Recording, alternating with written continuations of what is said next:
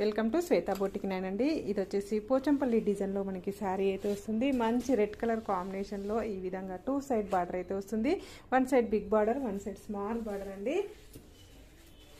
ఇది వచ్చేసి పళ్ళు వచ్చేసి ఈ విధంగా అయితే వస్తుంది. గ్రీన్ కలర్ కాంబినేషన్ తోటి పళ్ళు వచ్చేసి ఇలా బ్యూటిఫుల్ పోచంపల్లి డిజైన్ అయితే వస్తుంది ఫ్రెండ్స్.